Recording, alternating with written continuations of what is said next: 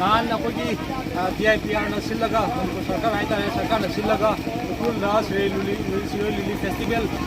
याव चटखिबा अखोगी पौमी सिंग गाड़ी दा हाइबा तारे अखोगी लंबीदा अखोगी सेंट्रल फोर्स सिंगना आर्मी सिंगना अखोगी गाड़ी दा थटलगा मणिपुर MN थाबा ना साबा यारोय मणिपुर थाबा कनो जे रजिस्ट्रेशन कनो जे मुथत्पियो अदो रगदी चटपा यानी हाइबगी अदुगुंबा अखोगी यामना चौखटबा हाइतारे सरकार की यामना चौखटबा फजदबा थौदौदुबु असि मणिपुर पुंबगी अखोइना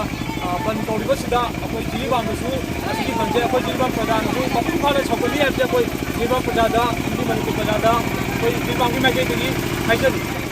अखोइ ngasi पांथोक्तरिबा बल असि अखोइ यामना अखोइगी याम शांति ओइबा यामना पीस ओइबा अखोइगी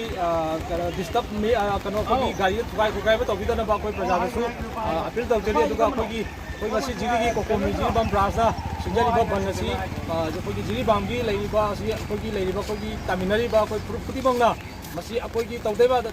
इसागी थौलांगनी हाइबदु खल्लगा बन असि पुंफाना चौगोत्पिउ हाइदना कोकोमी जिरिबामगी माइकेदगी अपील तौजरि म्याम